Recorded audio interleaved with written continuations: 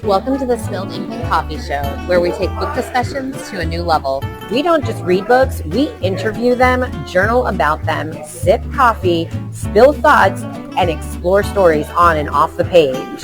Grab a cup and get cozy, because every book deserves a great conversation.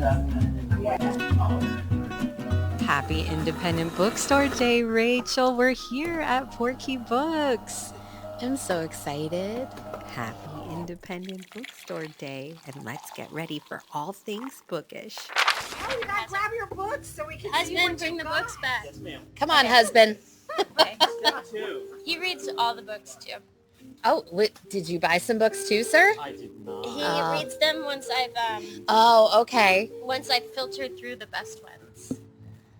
So you're his book curator? Yeah. I love Yeah, that. it works really well for us. So grab the mic, or Okay. you don't have to hold it if you don't want Sure. to use it. So give us your name and Hi. your favorite genre. Okay, my name's Mindy, and I almost exclusively read romantasy Okay. and cookbooks. Cookbooks. Yeah, I collect vegetarian and vegan cookbooks, and then we cook out of those. I have been on the search for there was a Nancy Drew cookbook. No way. Yeah. We just did a friend read of a Nancy Drew book because we loved Nancy Drew books as kids. And apparently there was a Nancy Drew cookbook. I can't find it. Oh, dang. Yeah. I don't have that one. All right. We'll be on the lookout. So tell us, what romantasy / cookbooks did you buy today? So today I picked up the Spark of the Everflame series. So I read Yes. them electronically, but my husband hasn't read them. Okay. He doesn't like to read on like the iPad. And Okay. the fourth one to finish the series Yes. is finally coming out this fall. So I had to get the paper copy so he can read the first three. I consumed them. How long do you think the fourth one is going to be? Because I That's a found the great third one to be question. very long. It was, the third one was big. 1,000 pages? You think it's going to be 1,000 I pages? think 820 to 1,000. Okay. is my guess. She's got a lot going on there. There's a lot. I felt like at the beginning of the book that there was going to be a resolution, and then I felt like halfway through I'm like, oh no, we're getting a fourth book. Yeah. So No, I really enjoyed the series though. It is stressful to read, you know, but Yeah, you're rooting for the characters. I love Luther Courtois. yeah, oh yes, my gosh. yes. I actually listened to the third book. Oh, did you? And just because I don't know about you, how are you with the pronunciations of all the names? So, yeah, the pronunciation's tricky. Sometimes I'll listen to a couple of chapters, but I'm really like a good hardcover, Yeah. you know. Yeah, I listened to the third one just so I actually knew how to pronounce all my Yeah. names correctly. There's some tricky ones in there. DM though. Yeah, I wasn't sure I knew how to pronounce that. But I'm really looking forward to it. So I got these three so he can read them so we can talk about it. And then I dropped off my copy of Wicked Sea, the Jordan Stephanie yes, Gray. yes, She's going to yes, be here later yes. to sign, so that's exciting. So are you coming back, or is No, she just I'll going to get sign it it? at some point. Okay. She's going to sign it for me. But Okay. yeah, I loved her book Bitten. I didn't read that. What is that about? It's about werewolves, but it takes Okay. place in St. Augustine in Florida. And so I was very intrigued by like a Florida setting Yeah. as opposed to, you know, these amazing worlds the authors create for us. So Crystal and I have had this conversation before. So as a romantasy reader, I'm interested in your take. Okay. What do you define as magical realism? Oh.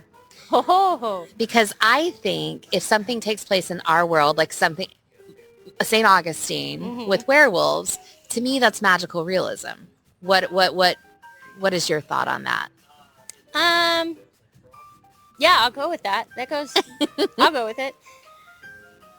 The romantasy genre for me is like escapism from the stress of life. Yes. You know, it's like, it's too overwhelming to be grounded in reality all the time. Yeah. It's much healthier for my brain to explore the realism of these magical worlds. I mean, I go with it. You tell me you can do this kind of magic, I'm like, that's great. I'm in it. Let's see it play out.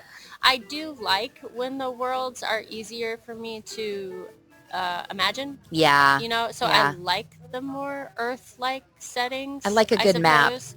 Yeah, a good map. A good you know, map. a good map. Yeah. We read in the Romantasy book club here through Porky Books. We read Boyd Walker. Okay. I forget who the author is, but it takes place in these like planes of space. Okay. But they were described well. I was able Okay. to follow them. That was a bit far in the Okay. I like world that. building, I- but she did a good job with it. I think one of the things that I really enjoy about romantasy is there always seems to be very strong female main characters. Yes, 100%. And I think that's missing from a lot of like thrillers or romances, and to me that's something that's unique in the romantasy genre. For sure, and I think it's empowering for the readers to see Yeah. these women not hesitate and take care of business and other people. You know, they're very selfless often. You know, Yeah, there's yeah. a greater good, and they're not waffling about how to step up. All right, so last question, Okay. because I don't want to take up too much of your time. Pitch the Everglow series in 60 seconds or less to Oh boy. Okay. Who would just give me a solid 60-second elevator pitch of let's do the entire series. Okay, hold on. I'm going to pull it out. I'm going to look at the back cover here for a second. Oh, I haven't seen the new ones with the sprayed edges. And aren't they pretty? I know they They're are. much prettier than the Yep. ebook on the iPad. Yep, agreed. Okie dokie. So, the Kindred Curse Saga, for those who haven't read it, I consumed in about a week because I couldn't put it down. It was very, it's a page turner, and the main character she has to come to terms with her magical abilities, and it proceeds very gradually, which I liked. But I love the male main character. I'm not going to say his name. You know, that's a little spoiler, but excellent male main character. Mm-hmm. Who you're just not going to be able to get enough of. And there's some nice magical creatures. Yes. Yes. Who surprise you. I forgot about you know, this. the book is not predictable, I would say. Oh, yeah. And it's not overwhelmingly quick. It's not overwhelmingly slow. It's got a nice pace. Unique magic. But it's also easy to make parallels to Earth.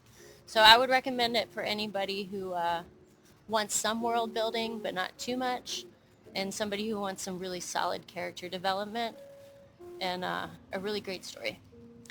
Oh, Yeah. thank you so much. And You're I welcome. agree with you. I always forget about the magical creatures in that Yeah. that book. Now I'm going to have to go and reserve the 4th copy. I don't know when does it come out?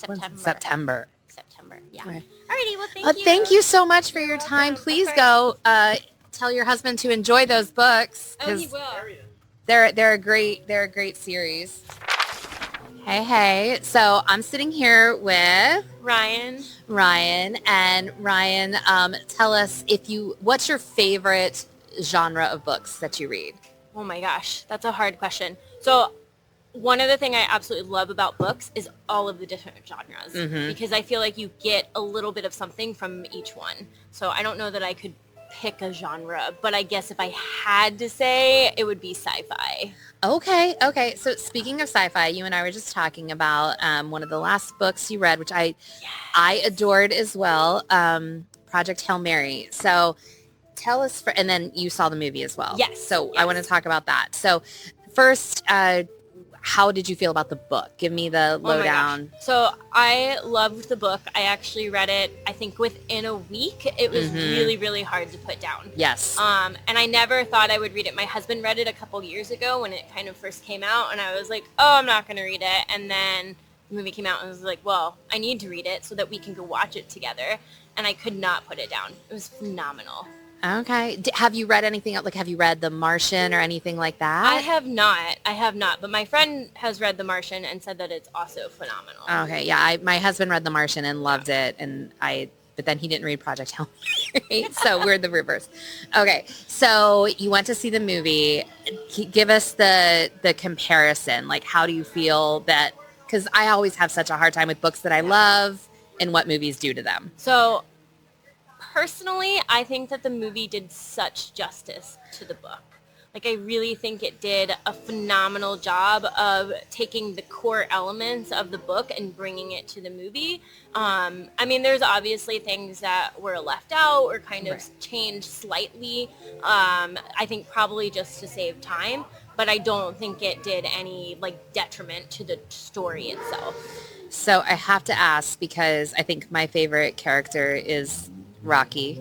Obviously. How did they, and you know, I read the book and I listened to it. Yeah. So I love the way the audio did the voice of, Yeah. So how do you feel the movie matched Rocky with what? In my head, so I didn't listen to the audio, but I've heard that the audio is phenomenal. But I think they did a nice job. I would have liked it to be a little bit more musical, because in my head it was definitely more musical. But I mean, he's just like adorable, and it's amazing all the stuff that they're doing with him, like on social media. There was something I was watching came up on my feed the other day that's like, watch Ryan Gosling sleep, and Rocky's just like rolling around. Like trying to get him up. At one point he like throws a pillow at Rocky. I don't know, but I did see a shirt that was like fist my bump, and I was like, I need to find Oh this my shirt. gosh, I need that shirt in my Yes, life. That was yes. that relationship between the two of them in the book. Yeah. And I love, like, Ryan Gosling is such a likable actor that I feel he would translate that character so well. Yeah, from what I understand, it was one of his passion projects. Like, Really? he's the one that really pushed for it and was like, this is what he wants to do. I can see. Yeah, Okay. So I think just the beginning of the movie where he's like, freaking out, not knowing who he is and everything. He does such a wonderful job of emanating that. Like, I don't know where I am. I don't know who I am. He did such a great job. How did the movie really, because I felt like that was one of the things in the book that like slowly little pieces were dropped throughout like the first like 100 or so pages as far as who he is. Oh, I'm this person, I'm this person. How did the movie do you feel like it handled it well? Yeah, they do flashbacks just like that. So in the beginning you don't know, and then it kind of goes back and forth between the flashbacks just like the book does to where he is present day. So you don't get his internal dialogue so much, but you get to see it a little bit more. So I think he does a great job, and I'm pretty sure he like speaks some things out loud of like, why do I know this math? Kind of deal. That's the story of my life. Why do I know this math? No. So then let's talk about the book. What was your favorite, without too many spoilers for those who might not have read it or seen the movie yet, what was your favorite part? Oh man. I think just watching the relationship or reading as the relationship between the main character and Rocky like develop and really like grow, and also Rocky's personality just from the get-go is very much like sarcastic and just like comical to a point. It's like, wow, it's a rock and he has personality. Yes, like he has such a great personality. And I love that like there's this automatic like, I'm stuck here in space and this is my only chance of like meeting this alien race, and I'm not going to freak out more than like I really am, and just kind of meeting them where they are. And it would be so cool if that translated more to like the connections we have with other human beings. Oh yeah. Yeah. Okay, so can I ask you a couple weird ass questions? Sure. Okay, take your time. Okay. Sometimes Casey comes up with these, and sometimes they throw me for a loop. So if this book suddenly gained sentience, do you think it would like you, or would it be actively trying to escape your bookshelf? I think it would appreciate me. I think it would be overwhelmed by the amount of books on my bookshelf, but ultimately I think it would appreciate it and probably just read all of them. Yeah. Would you add a rock to your bookshelf to make it feel better? Hell yes. Okay. Yeah. My daughter collects rocks. Oh, so well, that's we have perfect. a whole rock garden outside, and she picks up rocks wherever we go. So When my daughter was younger, it was leaves. yes. Why leaves and acorns? So my son, acorns, he comes home with pockets full of them. And from then school. in the washer and the dryer. Yes. Yeah. Okay. Yeah. All right. So if this book had a favorite snack, would it be something normal like pretzels, or something cursed like raw onions with peanut butter? Ooh. A favorite snack. I think it would be dry ramen. It has to be dried ramen. It has to be dried ramen. I mean, yeah, and coffee. Yes. Okay. So to close this out, give me a 60-second pitch for reading the book and then seeing the movie. Oh my gosh. Okay. So if you want a book that has like a true heart to it, where you learn to love these characters not because of like what they're doing, but who they find themselves to be and how they grow as individuals and then as like a friendship over time. It's such a good, heartwarming, like just incredible read where it's like it gives you hope for humanity. Yeah. And I guess like the main end goal of the book, like it gives you so much hope that yes, maybe we could come together and like save our planet and save someone else's planet too. Which I think is so poignant just kind of with where we're at and the division between a lot of people now. So that, and then the movie, I mean, Ryan Gosling and Rocky, also please vote for the guy who plays Rocky as the best supporting actor for next year. Oh my gosh, can we do that? Yes, I think he's actually been nominated. Really? Yes, the Puppeteer's been nominated for, I'm pretty sure, an Emmy, right? Yeah. An Oscar? An Oscar, yes. Sorry, I'm terrible with things. But yeah, so when it comes down to it, we need to vote for him. But yeah, I mean, Ryan Gosling, Rocky, you can't beat that. It's also, I mean, it's beautiful. Like, just the way they completed the movie. It's so true to the book. And, I mean, they just really did a phenomenal job with it. All right, so go read the book first. Read the book, see the movie. You can even do it flip-flop if you want. Okay. I don't think you'd be disappointed either way. Okay. That's definitely a unique situation because I feel like that doesn't happen very often with books and the translation between screen and page. Yeah. So yeah, they really did a great job. Well, thank you so much for joining the podcast today. Thank you. All right, so I am sitting here with Dana. Hi, Dana.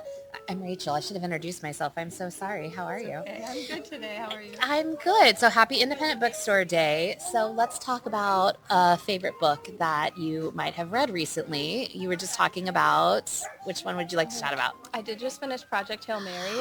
That is one of my favorites of last year. So is sci-fi a normal grab for you? Or I would say yes, I read a lot of sci-fi. I read all across the spectrum though, all sorts of books, romance, fantasy, sci-fi, fiction, journals, anything. I love that. So what made you pick up Project Hail Mary? It was my book club's book last fun. month, actually. Okay. We really wanted to see the movie and talk about the movie versus the book. So Have you seen the movie? I did. I cheated. I actually saw the movie and then read the book and then saw the movie again. Okay, so then I love this because I read the book and then I saw the movie. So I want your take because I always have such issues with what movies do to my books. That's fair. So how did you feel? How did the movie do your book? So yes, obviously I cheated and I saw the movie first. Okay. And I thought the movie was a spectacular movie by itself. Well, it's Ryan Gosling, so. Yes, exactly. And I loved Rocky's character so much. I just lived for Rocky in the movie. And then I read the book and I really loved how it just kind of brought everything else to life. It really explained all the science behind it, because the movie you just watch and you enjoy it, but then the book, you read it and Right. you understood what was happening for the world and for the journey that they took. So What was your favorite? It's okay if it's the same, but let's try this. What was your favorite part of the book? I think my favorite part of the book was the surprise of him meeting Rocky. So just seeing outside life, outside of Earth, and figuring out like, oh, this is not even our solar system, and here I am meeting an alien outside my solar system. Like, that was so exciting to me. How did you feel the movie handled that part? I think it was better explained in the book. I Okay. love the movie though, because I just love how you can visualize what this alien actually looks like. The book, it was a little bit hard for me to visualize, I same. have to say. But the movie really put him to life. Okay. So did you have a favorite part of the movie?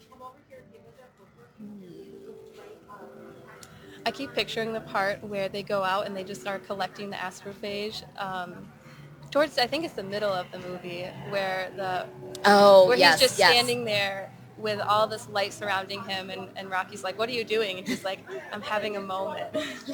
I had someone just mention that they saw a shirt that said "Fist My Bump," I love and Fist My Bump. I feel like I need that shirt in my life. I think I cried about 3 times when I watched it, I'll be honest. Well, I know I cried through the last like probably 60, 70 pages of the book, and then I did through the movie as well. So it's just like it's got so much heart. The moment where they have to say goodbye just broke my heart. But then at the end, when it's just such a good ending, better than anything. It is the perfect ending. 'Cause I'm like, what are you gonna do going back to Earth? That is just not for you. You have nothing there. But your best friend here is offering you a way to live, and you can stay with him. And the fact that Grace was willing to like, oh my gosh, he's dying. I got to turn around and I have to, like, it's like, yes, that's your family. Yes, there was no second thoughts, no other option for him.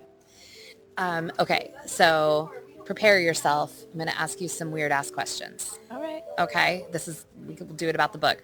So if the book had a smell, would it be like a cozy, like an old library, or ominous, like a gas station hot dog? Ooh, see, I am smelling a very, just because it is described so much in the book, it's that ammonia sort of smell. Yes, that's just what I am picturing. Some sort of the rocky ammonia gases, like gas smell. Okay, Yeah. okay. I like that. So if you left this book alone in a room with a Roomba, would they be friends or mortal enemies? I think they would be friends. Okay. And then one more. So if this book suddenly gained sentience, do you think it would like you, or would it be actively trying to escape your bookshelf? I think it would like me. Okay, so to finish off, give me a 60-second pitch of why I should walk over to Port Key Books and purchase Project Hail Mary by Andy Weir. Fair. All right. This world we live in is not very fun nowadays. So why do we not just go ahead and travel to a different universe? Let's get in a spaceship and wake up light years later in a completely different universe. And let's go meet some aliens that we can learn a whole new language. We can learn how to teach this whole new society about our society and save Earth in the process. That is such a great, I am overwhelmed. That is such a great pitch. Dana, thank you so much problem. for sitting down with me It today. was fun, actually. Oh, yay. I love that. Well, thank you so much. Thank you. Guys, Rachel is out greeting guests, and Casey is now on the mic with our next guest. Her name is, first name? Kaylin. Kaylin. And Kaylin comes to us from Texas on Independent Bookstore Day. And she wants to talk about a book. And what book are we talking about? It's the second book of Poppy War. I think it's called The Dragon Republic. And what made you pick up the book Poppy War? That is a really great question. So for me, when I'm selecting a book, I am always, it's cover first. Cover grabs me, and I don't even care what the story is about. If we have cover art that I like, boom, shakalaka, I'm there. So is it cover art or genre? Normally, it would be the cover art. I definitely judge a book by its cover. But I've read a couple books by that author before. You just started the book? I started it, last week, and it's pretty dense. It's almost 700 pages. So this is a physical book. You did an audio. Or It's Kindle. I it's a have Kindle. Yep. Okay. Mhm. 700 pages on a Yes. Kindle. What is the genre? It's like a political fantasy. There's definitely war. It's pretty gory. Wow. But Okay. it's great. It's great. Yeah. Why is it great? Tell me. There's something about the main character, her name's Rin, that I feel so, like, I feel like a sister to her sometimes because she makes some choices that I'm like, what are you doing?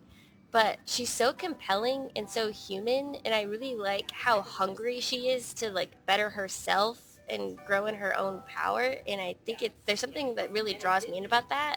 Interesting. So did the book, 700 pages, people, did it hook you right away? Or did it take some time to get into it? I think it did, because after the first book, I was really curious where it was going to go. It ended on quite a heavy ending, and so I was really curious to see where they were going to go from there, because I felt like we had already encapsulated such an interesting story. I was like, how is there 2 more books after this?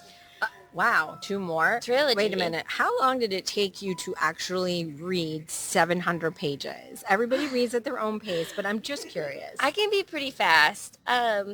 We did a lot of travel the other day, and I think I read 250 pages. Wow. In the one day. I love a good long book, and especially ones that can really hook me, because I feel like I'm just consuming it. Like, I think about it all the time. You're in the book. I'm in it. You are the book. Yes, I can't wait to walk back to where we're staying and read it again. Oh my goodness. She is obsessed with this book. So the writing style.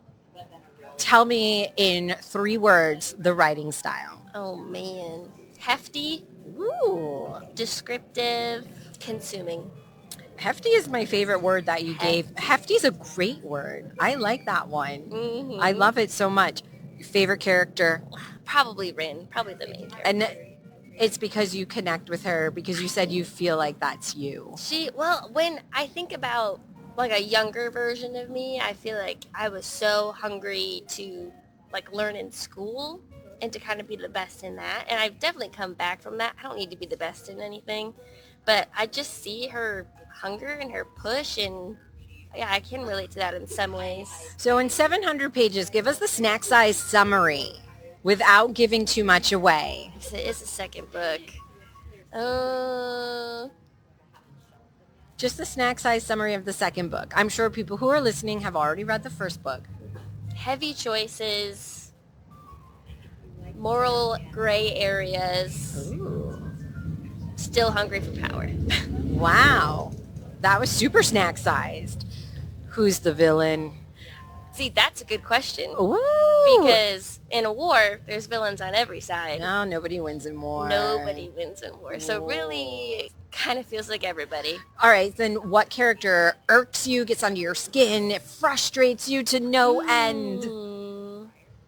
That's a good question. I feel like the main character. Oh my goodness. I love her, but she does drive me crazy sometimes. Do you drive yourself crazy then? Yes, I do. That's amazing. That is a different podcast to dissect I might this. need to talk to my therapist about that. That's okay. Do you have a scene that stands out in your mind?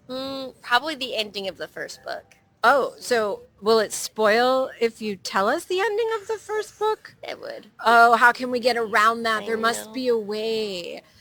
How are we going to emotionally feel at the ending of the first book? Probably a combination of drained and overly full all at the same time. Like you've got nothing left, but also you've got so much that it like hurts you're so full. Wow. Would you have done anything differently so far in this series? If I was a character or for reading? If you were writing, right, as for reading, like from the writing perspective, would you have done what a fun anything question. different? No, I really can't say so because I mean, the fact that it's consuming me so much already should indicate that they're doing a good job.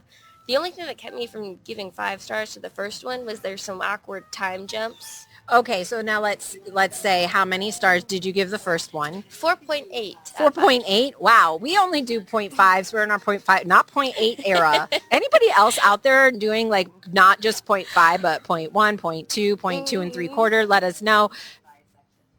Stars for the second one. Well, I'm not. Because you're not done, so you're done yet. reserving. I Okay. have to reserve. You've read other books by this author? Yes. How does it compare? Oh, see, that's a great question. The time period and the genre is so different from like Babel.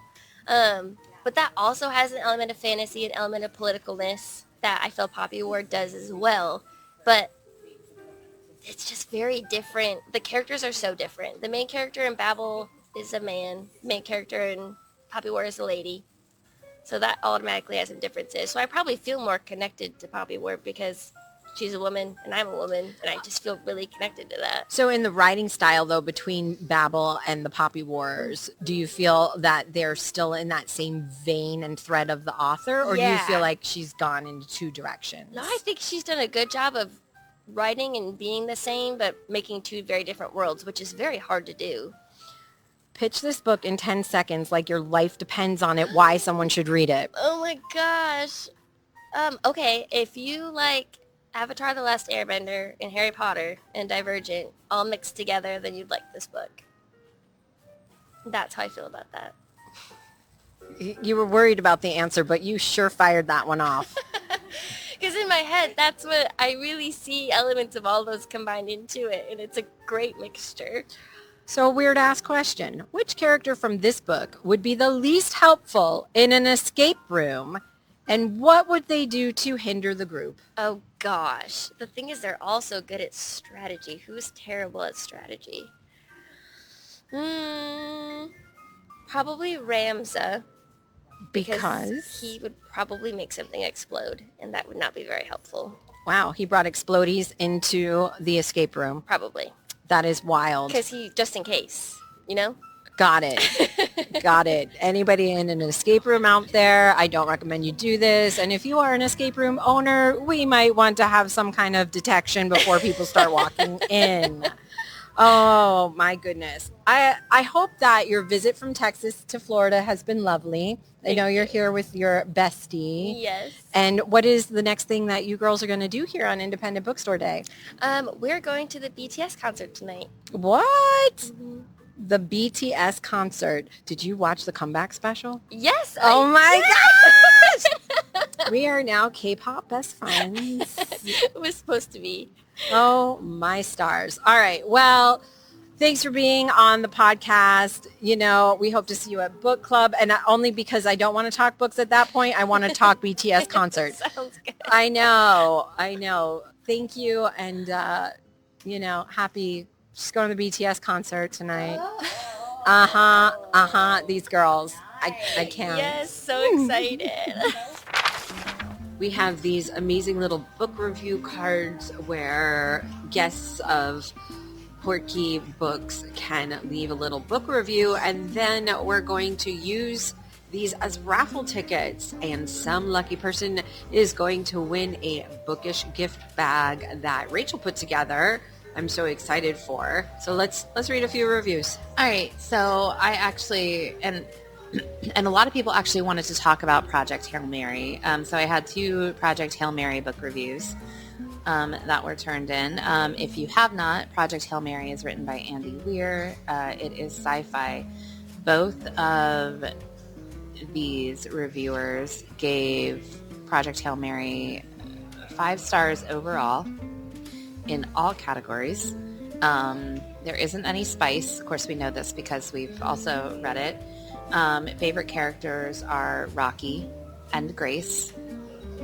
And then we have some favorite parts. Ryan said that her favorite part was when they save each other. Aww. Which truly makes the, I agree, in that her big takeaway is that there's hope for humanity. I can't tell people my favorite part. You and I both did this book last year, and if I tell everybody my favorite part, I tell the ending. My favorite part is also the ending, and we'll just leave it at that. Well, if they want to hear our reviews, they're going to have to go back to that episode and go listen to it. And then another reviewer said that, it was Zoe, said that her favorite part was when Rocky and Grace could finally talk. Amaze.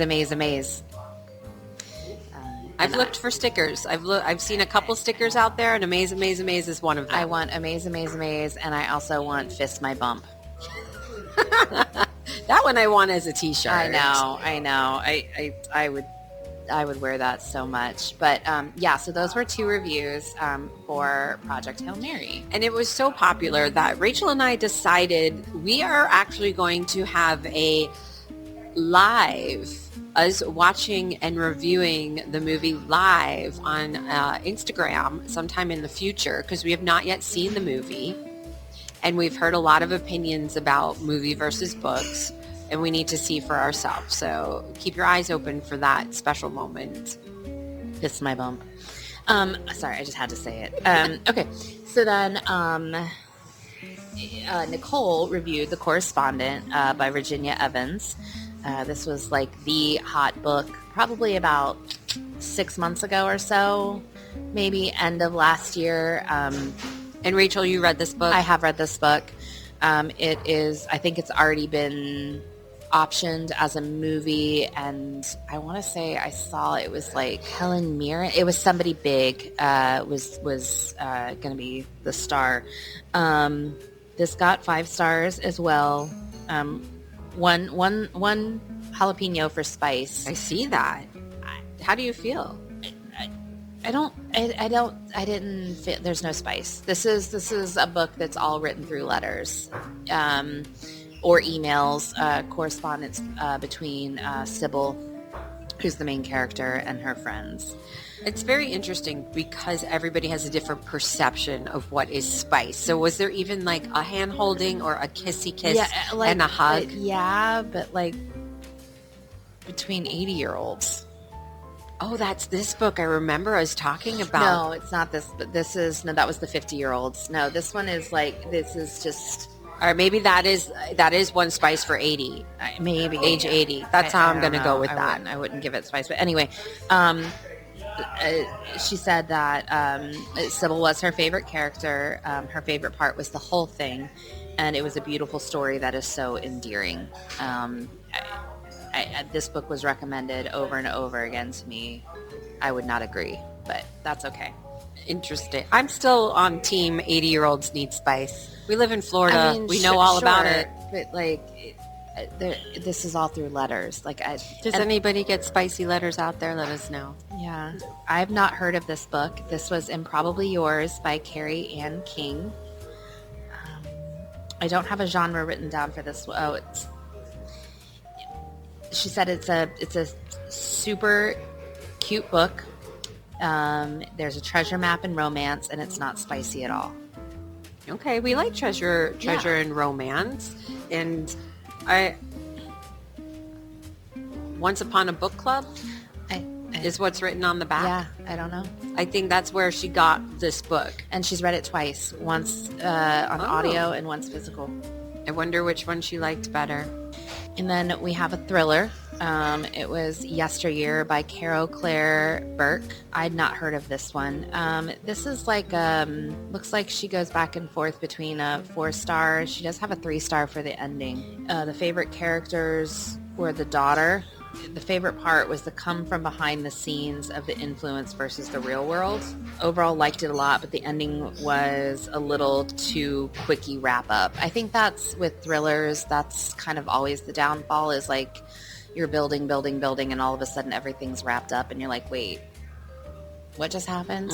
So I can see how that's a downfall of a thriller. Now, the person who wrote this card, their penmanship is stunning. I'm seeing she did not enter it as a raffle because her info's not on the back. No. So then we dip into a couple horrors. Oh my. Which is not a genre that I read. So let's just take a moment. Okay. Because when the people were filling these out, You made this beautiful board that had library pockets, that had genres. So was it sci-fi or horror that won it out? Well, Horror. Wow. yeah. And All right, so what do we have next? So even though I'm not a horror genre, I feel like I might be interested in this. It's called The Trad Wife by Saratoga Schaefer. It was given between 4 and 5 stars. One spice. Favorite character was Sweetheart the baby. Favorite part was the ending is perfect. Don't want to spoil it. Slightly romantic. Really classic creature feature. Great ending. Ooh, a classic creature feature. So that's what made me like, okay, that's different. Like when you say creature feature, I think like Swamp Thing. Yes. The Fly. Yes. Like those type of things. So I'm kind of curious. Did the trad wife become the creature? That's what like the title and like classic creature feature. Like it just, I feel like this is something I need to look up. I agree with you. Trad wives became very popular not too long ago, and creature features are classic. So how that got mashed up. Yeah. Ooh, I can't wait to hear. I know. It's interesting. So yeah, there's that. Wait, who gave us this one? I don't. Stephanie, thank you. Thank you for making us curious, Stephanie. All right. And then Samantha gave us another horror, The Night Guest. And I am not going to pronounce this name correctly. The author is Hildur Knutskidire. But we can spell it. KNU with a slash over the U. TSDO with the slash over the O. TTIR. Mm-hmm. Perfect. So everyone else now can say it for us. Mm-hmm. This is, it looks like it's a solid 4-star. Again, this was called The Night Guest. Samantha's favorite characters was it was all the neighborhood cats. Oh, fascinating. Yeah, her favorite part was there was a slow building dread, main character's inner thoughts. Enjoyed this quick read, hooked me from the start, and different than what I'm used to. Ending was strange, but smiley face strange. I like a smiley face strange. Yeah. It's a good strange. Yeah, it's a good strange. I feel like that's a good strange, not a bad strange. Okay. All right. Now we're going to dip into our biggest category that we got reviews for, which was fantasy romantasy. Piranesi by Susanna Clark. It is fantasy. It got pretty much between a 4 and 5 star. This is Dana. Oh, these were our friends from Michigan. Aww. Shout out to Michigan. Their favorite character was Piranesi. The favorite part was wandering the house and the endless halls and artwork. I love books that are crazy, whimsical rides. This book was perfectly cozy, yet has a mysterious vibe that makes you unable to put this book down. And I don't have a name for this review, but I remember specifically speaking with this person because I love this book. They gave it all 5 stars. And this was The Invisible Life of Addie LaRue by V.E. Schwab. It is fantasy. I loved this book. We lamented that V.E. Schwab has said that there will not be a sequel. And this one is one you want a sequel to? I want a sequel to. Not that it's rare for you to say that. Because I think I had given this book 4 stars because it wasn't the ending that I wanted. It was still just such... I loved this book. This book was awesome. It was everywhere like maybe 2-3 years ago. But such like you just... Oh... It's just beautiful. But we agreed that this should, like, please give me a sequel, but they've said there will not be a sequel. So the books that people chose to leave us a review about, as of right now, it looks like we go pretty far back into 2022 of when these people were reading books, when the guests were reading, which is amazing. I saw a lot of people pulling up on their phones, either, all their different apps for tracking, so they could take a look at the books. And so, when you track your books, you've got your dates of starts and finishes and things like that. So that's helpful. So my next fantasy book is from Scarlet. From Scarlet. The title is Hollow. The author is Caroline Peckman. This was given 4 and 5 stars and 2 on the spicy scale. Oh. Her favorite character was the dragon. Favorite part was when the female main character frees her sister and the children of the forest. I love this book because they go into a creepy forest with ghosts and spirits. I like the world building. World building is so important in fantasy. Like, if you don't have a good world, then it's just so hard to get your brain into the book. I think Scarlett and I also talked that we like a good map. I do like a map. We like a good map. I agree with this concept, especially in a fantasy. Yeah.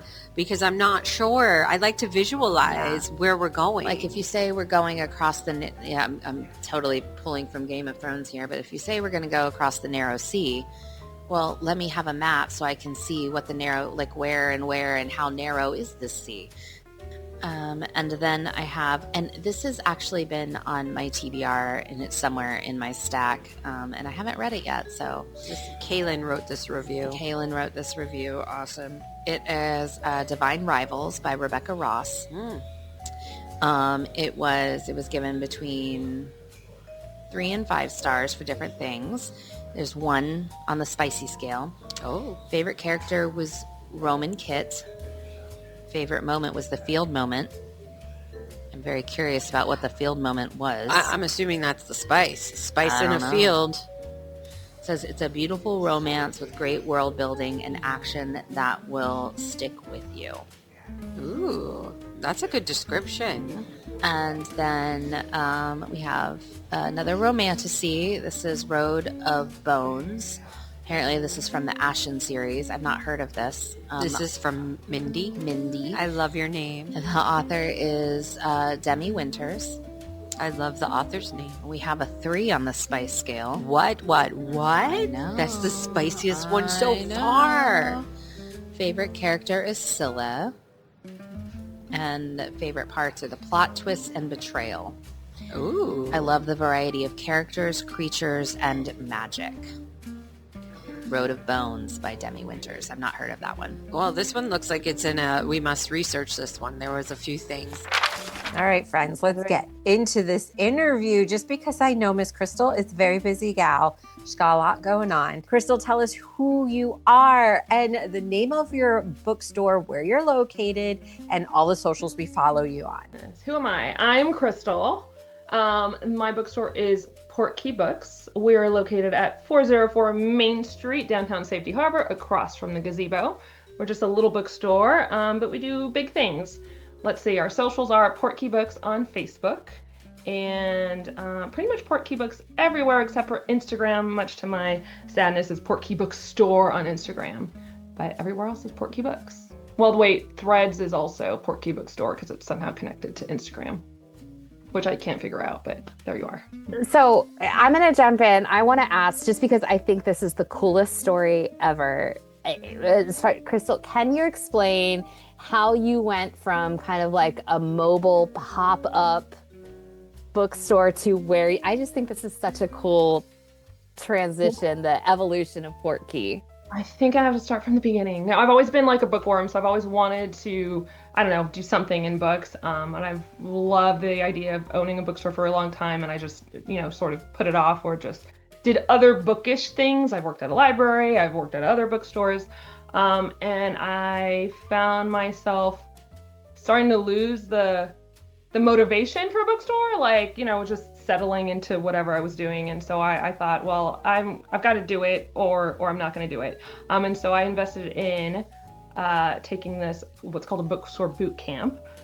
They teach people who have never done anything with bookstores, possibly how to, own a bookstore. I was funny because I was the most experienced bookstore person there, which I found surprising. A lot of them were career switchers. But I decided to do this. in 2020. And I went in and there's like a week or 2 weeks, and I'm just in this little bubble of training, and I'm so excited and passionate. And I come out ready to start my bookstore in February of 2020. Right in a pandemic. And during this like bubble, like I really didn't know what was kind of going on in the world. So it was right at the shutdown, essentially. I was full of this like passion, but I didn't know what to do with it. However, because I saw all these other bookstores who had to operate without their stores, you know, they couldn't use their stores because of all the shutdown. I thought, well, let me go ahead and start small. I met another bookstore owner, Sam, who was at the program that I went to, and she was the first one who told me about like pop-ups. Like I had done like one market like in 2017 or something at the Safety Harbor Market, just with used books just to test the water, but I didn't really give it a thought as like a real viable option. I just didn't think about it. And then because of 2020, I thought, let's do it. And so then I did do it as a pop-up, and I was a pop-up for about a year. I'm at the Safety Harbor Market, and my regular spot is just across the street from where the bookstore is now. When this little location opened, it was nice and small. I could just do it without any funding. I said, I know how to run a pop-up. It's only slightly larger than, you know, my pop-up. A booth space is 10 by 10, and my store isn't much bigger than that. So I thought, let's do it. And yeah, so, and I'm still here in this little tiny location. I love that story. Just it's to go from, you know, pop up in a market to now this, like, you have such a loyal following, which I think is just so cool. Like every time I go in there, I'm like, oh, I've seen you in here before. Oh, I've seen you in here before. It's so cool. It's great. And when I envisioned opening a bookstore and all those things, that wasn't something that I thought about. You know, I thought about the layout. I did not imagine a, 180 square foot store. You know, I imagined other things and how I would decorate. But I don't think I ever really gave a thought to the community. And it has become my most favorite thing about owning a bookstore is like the connections that I make to customers, the connections they make with each other. People have met in the bookstore and become friends.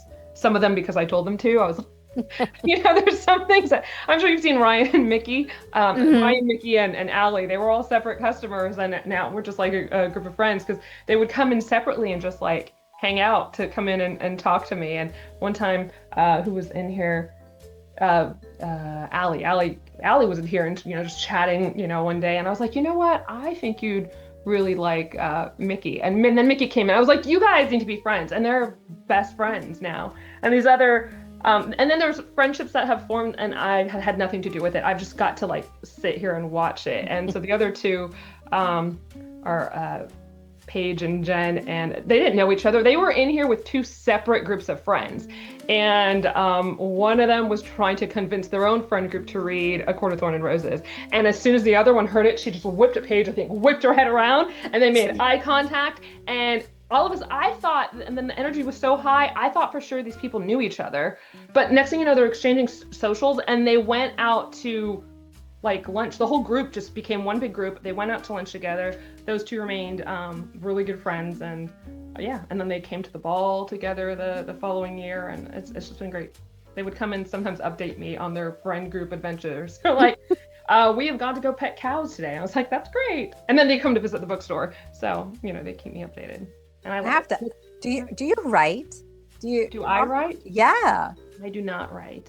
I mean, I would like to think of myself as a writer, but I don't know how writers do it and create, all the worlds. They write what they know, and your bookstore is your world, and you say unlock the magic, and it's happening. You just told us. It's unlocking before your eyes. It is. It's so fun. I love it. I love seeing it. Start writing about it. I've had people at our first ball. I had a couple that got engaged. It was like my first bookstore engagement, and then they now have a baby, and it's fun. A bookish baby. Oh my. I know. First bookstore baby.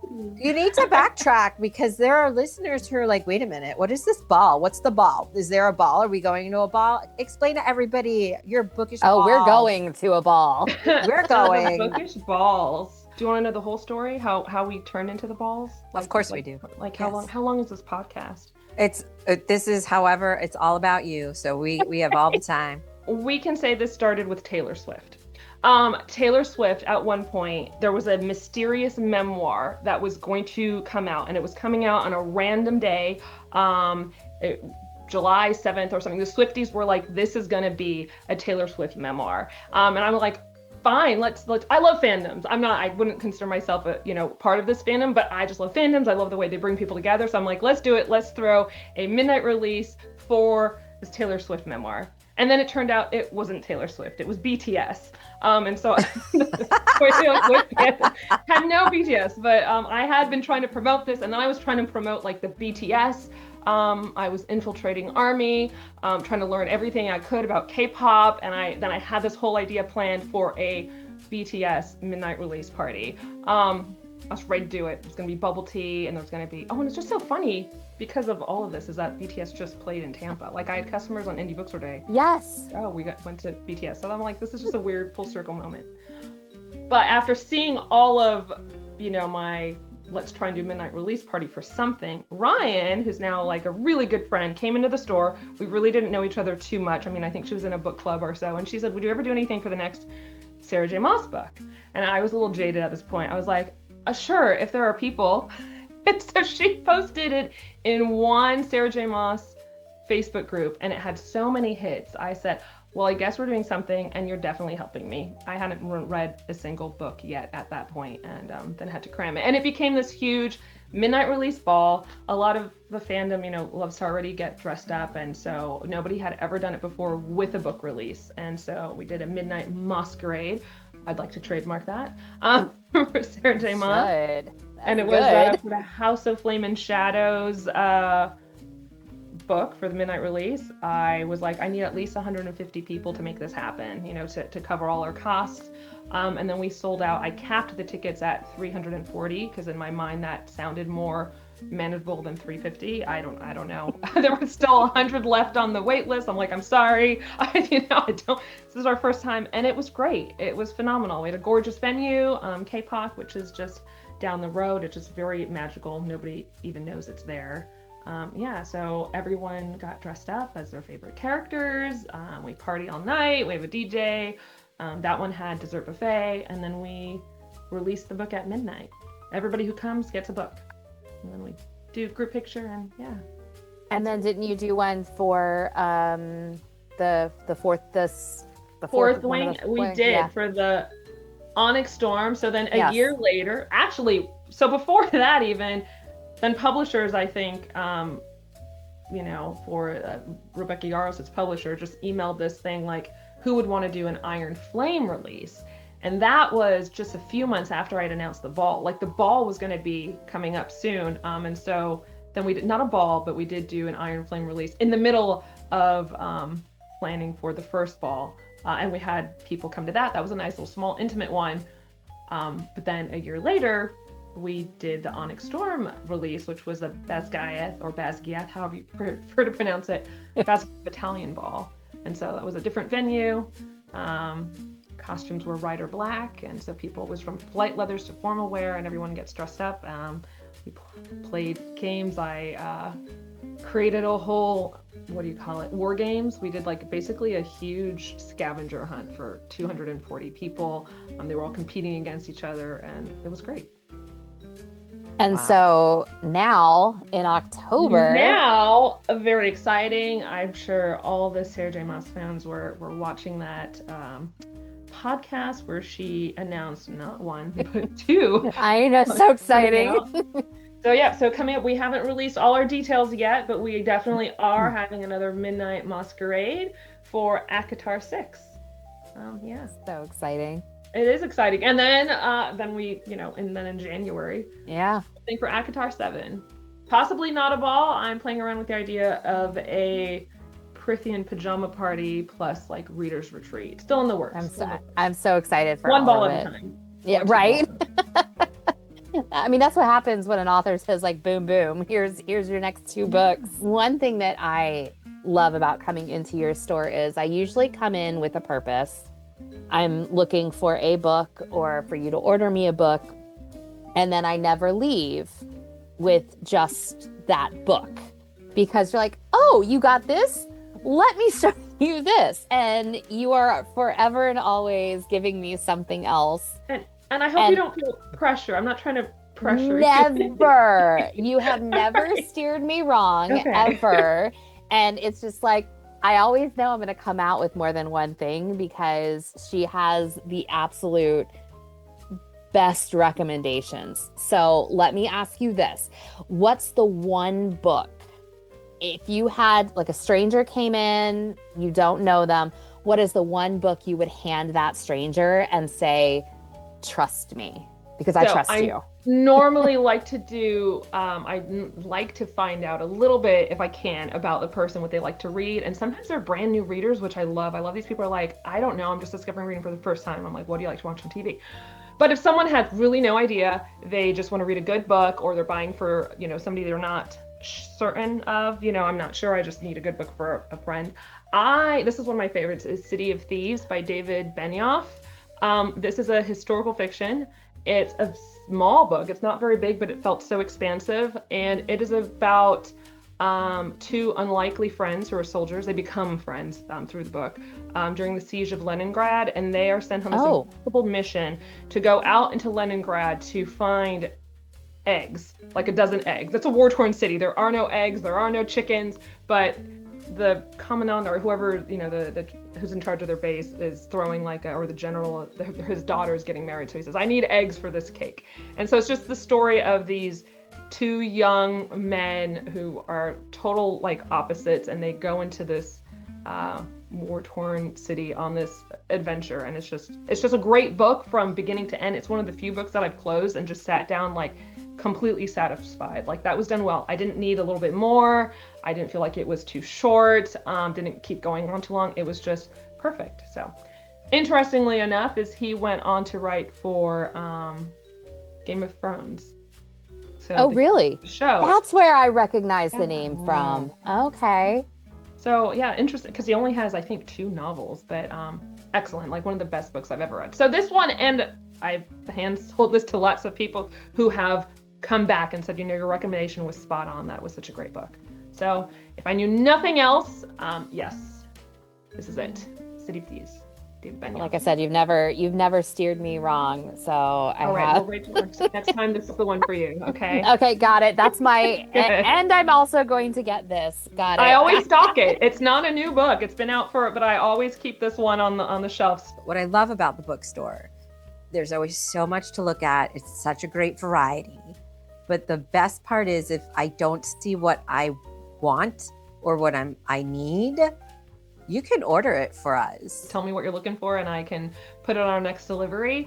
But also we have a really great website. That was one of the first things I invested in. Our website is connected to our inventory. You can put a book on there, look for it, and it'll tell you how long it should take to get here. It always estimates 8 days pretty much. Yeah, you can just put it on the website, say, pick up in store, and yeah, that's great. Can we get audio books? Libro.fm. It's like a partner. Libro.fm and bookshop.org are partners with indie bookstores. So Libro.fm is the audiobook app, and it's a great company. And yeah, so you can, when you go on Libro.fm, it'll say choose your favorite indie bookstore. It's a really great, and well, you guys were here, so you know about, what they did for Indie Bookstore Day. What, the golden ticket? The golden ticket, yeah. So every Indie Bookstore Day, they send bookstores a golden ticket. It's a very shiny ticket, and we hide it in the store, and one lucky person gets 12 free audiobooks for the year. We actually interviewed the winner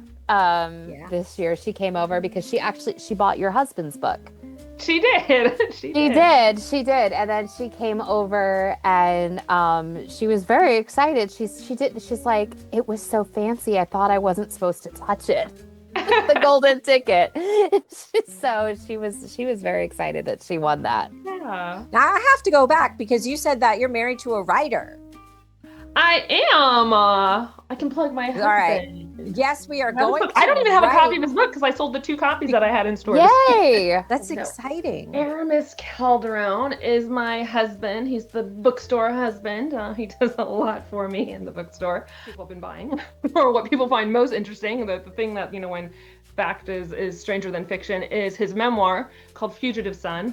And it is about the time when my husband was about 11 years old. His father was a drug trafficker, and so it's about the time that his father escaped minimum security prison when he was 11, when my husband was 11, and the whole family went on the run up and down Florida. I always suggested, and I think this is what happened in the store, is she was looking for Jeanette McCurdy's I'm Glad My Mom Died. And Yes. like, if you're a fan of traumatic childhoods, then maybe you want to try this one.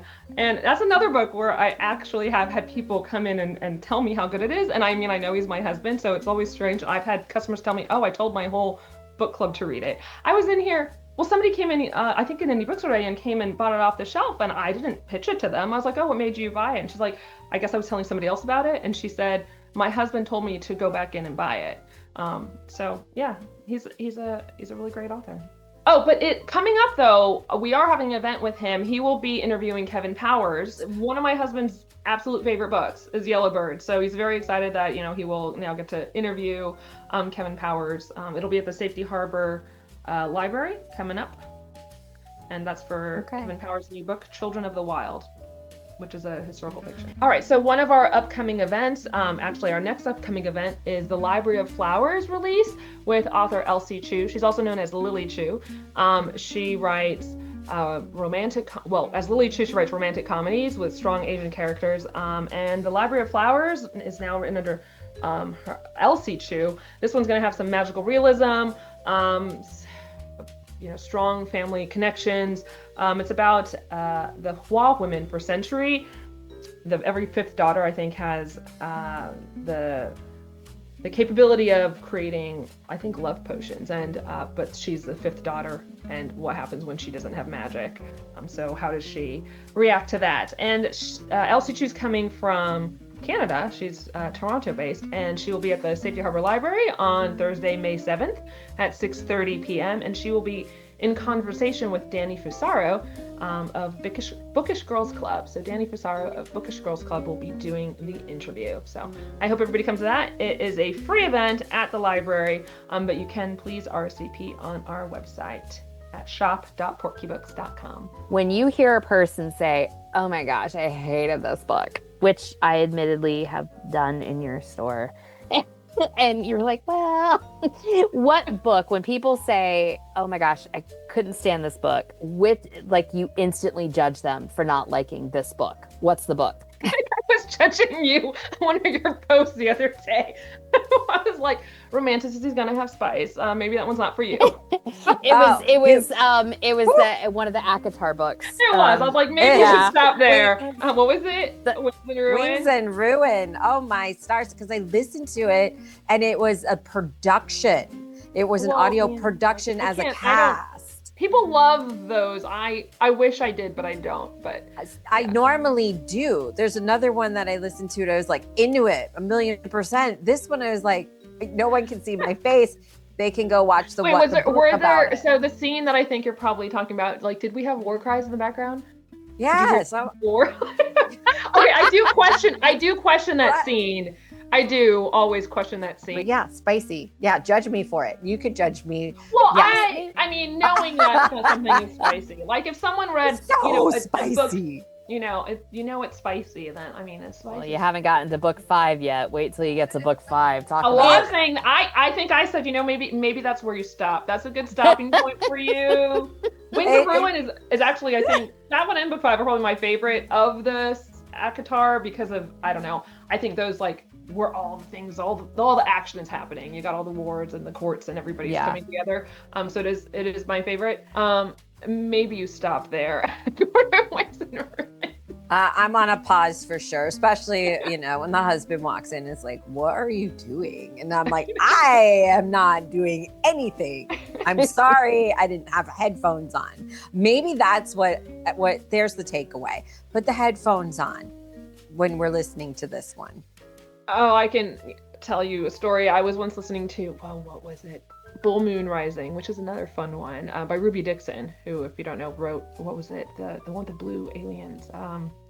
Splendid Barbarians. Anyways, Bull Moon Rising, spicy one with a Minotaur. But I was at the bookstore after hours doing work with my bone conduction headphones on.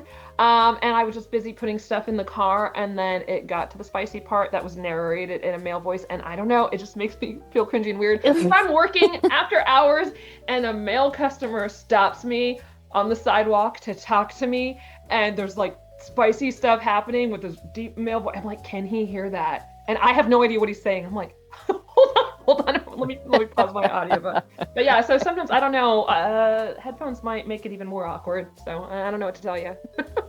They do when you're on a walk with your dog and you get to one of those scenes and you're like walking through your neighborhood like, oh.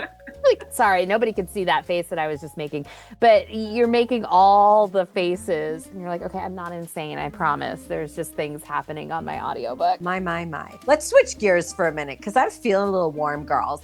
So when you're shelving all of your books, coffee or tea, and why? Probably coffee. What is it? Is it black coffee?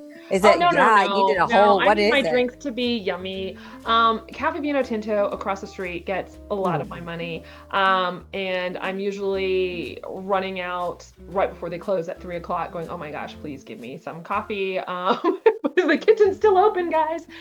So yeah, coffee, probably iced coffee. I do like iced coffee. The cafe con leche is good, or whatever their seasonal drink is. Oh, my favorite though is, I hope it comes up sometime in the summer, it's like a dreamsicle, like an orange dreamsicle coffee latte, which sounds like it shouldn't go good together, and it is amazing.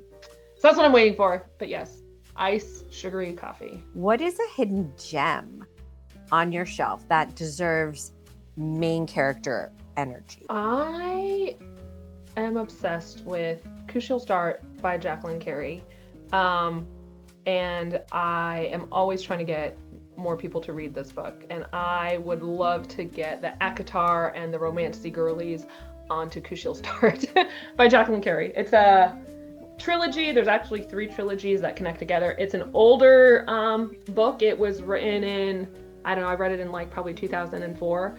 And it's fantasy, there's romance, there's political machinations, there's great world building.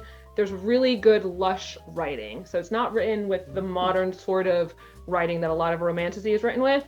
And so I do tell people to like give yourself like, I don't know, 40 pages to sink into the writing, because she does have like a very lavish, lush writing style. And I absolutely love that book and that series. And I bonded with some customer who was doing the Tampa Bay bookstore crawl. She was so excited to find it. I have like a signed copy. I have the signature in there because I'm such a fan. I emailed Jacqueline Carey and asked her to send me signed book plates. So yes, we bonded. We fist bumped because we don't find a lot of those in the wild. But it's a phenomenal series. Great fantasy. So it could be epic fantasy. It could be romantasy, fantasy, romance. I'm not sure where to shelve it. I move it around a lot.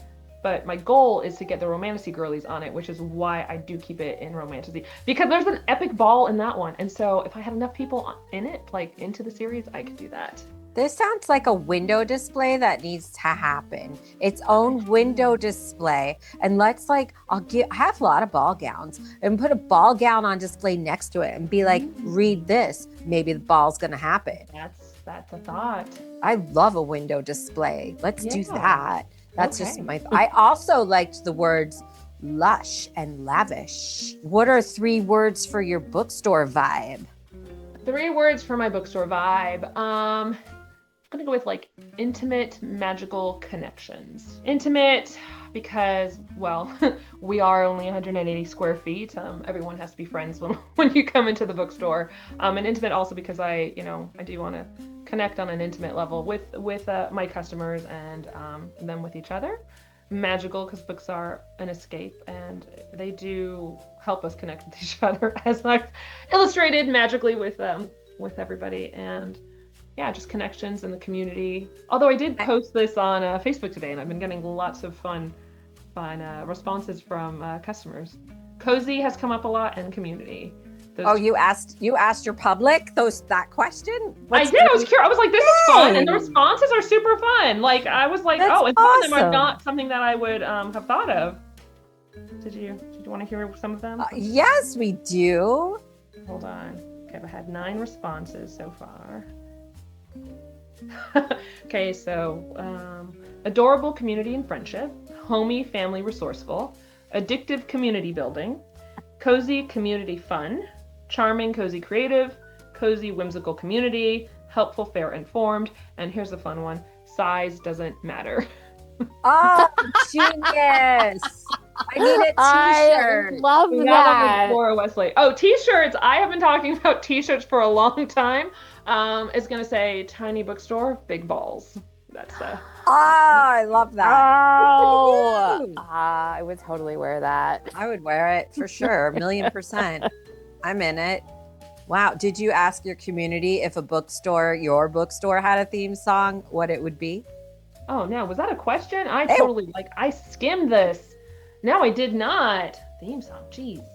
Well, that's a good one for next week for your engagement. Yeah. But you think about it. Rachel, what theme song would you get it? Why she's thinking? I like big books and I cannot lie. Right. Well, just because I feel like I'm in there always ending up buying some sort of fantasy romantasy, but then also adding other things to it. I almost feel like I need like the Game of Thrones theme song as I open your door, because it's like, okay, what do we got? We got some good books. We're gonna get some good stuff. There's gonna be, I don't know. Like, I feel like I need like which Game of Thrones one? Original, yeah, original, like with the keys unlocking and the castles being built. That's good. Yeah. All right, I don't know. I like it. I want to put a call to action to all of her guests and customers that walk through to just make a video of them opening the door as they're entering into the bookstore with only the soundtrack that they choose of what's playing in their mind as they're entering. Okay. I want everybody to post that, including you, Rachel. Just walk in and have the song. Everybody's got to make these videos. It's new, guys. Okay. Do it. Make it happen. So why does right now, I mean, I have my opinion, but I think you really have an opinion. Why do independent bookstores matter so much right now? Community is a big thing. Freedom of speech is a big thing. These things are getting, and the times are difficult. A lot of people, customers, they come in and they see different books that I have or different merch, and they feel seen, I think. And it's nice to know that you're not alone. I think that's one of the things, that you come into a store like yours and I can have a conversation with you about why you selected what you selected or what you would recommend, and feel seen. I'm very glad that I feel like in the last couple years, really, well, probably the last year and a half, 2 years, it's like we have to have these bookstores. And there are a lot. I mean, it's great that bookstores are coming back. There's been resurgence of independent bookstores, even in our area.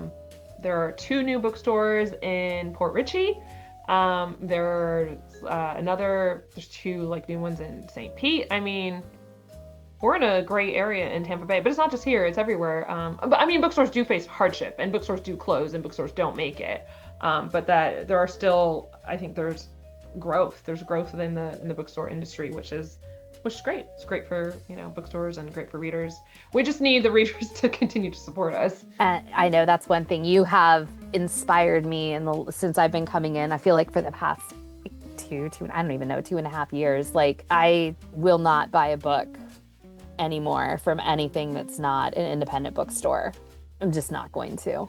I'm not going to listen to an audiobook from anybody else anymore. It's just too important. I appreciate it. Bookstores appreciate it. All right, finish this sentence. A perfect day in my bookstore includes reading all day. No, just kidding. I just connecting with readers, having customers come in, new customers, that I get to meet for the first time, and and familiar faces. Some, people come in, they stop in, and I recognize them, they know me, I love both of those things. So a perfect day, I guess, would have both of those. And yeah, maybe in a perfect world, I'd have some time to read, but that usually doesn't happen unless I'm really cramming for a book club. Which I was doing the other day. I only read my audiobooks on like 1.2. I know there's people that go fast, but I'm 1.1, 1.2. But I was listening like a crazy person on 2.5 speed the other day because I was like, I will finish this book. I did not, because customers came in and I talked to them. But well, you have some amazing events at the store. Do you want to plug like your book clubs and things like that? Sure. So we have 4 book clubs for this bookstore. We have Books and Bibliophiles, which meets every month. That one meets every month on the 4th Thursday of the month, with the exception of, like Thanksgiving or something like that. We choose a different day.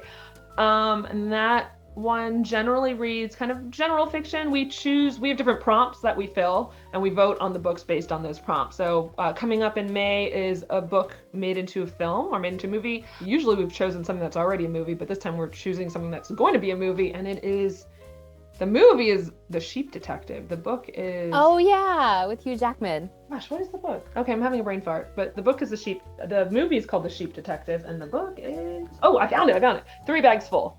So the book is 3 Bags Full, and it's about a shepherd. He likes to read to his sheep like mystery stories, and then he dies, and the sheep are the ones that go and solve his murder. So it's actually told by the sheep. That's just one of the books we're reading. That is Books and Bibliophiles. We have a sci-fi fantasy book club that meets every other month. In May, we are talking about The Adventures of Amina Al-Sarafi by Shannon Chakraborty. We are actually going to combine our book club with the book release for the next book, which is Tapestry of Fate, and we are having the book club / book release at Mirage Persian Restaurant, because the book does have Persian themes. That one is a big favorite of Ryan specifically.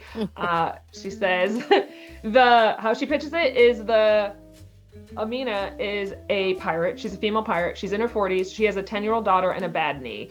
And these are the key points that I always remember. She has a bad knee. I think it takes, she must mention it a lot in the book. And Ryan's always happy that she's got a fully formed prefrontal cortex. Like, it's not just like some young teenager saving the world. Right. So she gets roped into one last adventure. So that's what we're reading. And then we will also be releasing the same day the Tapestry of Fate. I got special permission to do that a day ahead of release date, because the following day, that's on May 11th, May 12th, is the release for Matt Dinniman's Dungeon Crawler Carl 8 book. So we're going to be doing a release party for that one. That particular book club meets every other month, and we're going through and reading each book in the Dungeon Crawler Carl series. That one's huge. We meet at Crooked Thumb Brewery. We have 50 people at this one. That one is led by a super fan of the Dungeon Crawler Carl series, Kat Corcoran. So she's great at moderating this book club. It's pulling in people from everywhere. I've never had a book club that's consistently that large. That's a crazy premise. Have you guys heard of Dungeon Crawler Carl? Oh yeah. Okay. So haven't tackled it yet, but I know exactly what you're talking about. Do I need to pitch it? Do I need to tell people about it?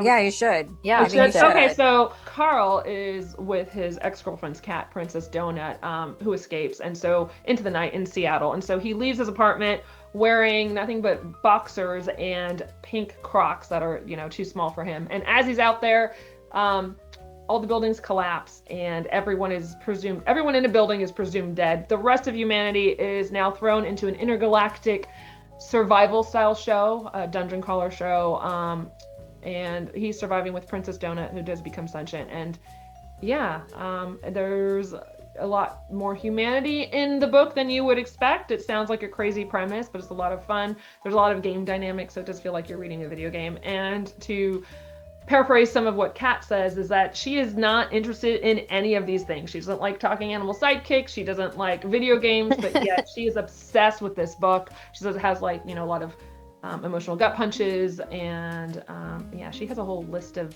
things. I can paraphrase some of it Yes, so that great fun. So if anybody in the area is a fan, we had somebody come drive all the way up from Miami at our last book club just to come in and come to this Oh book my club. gosh. Yeah, so that was exciting.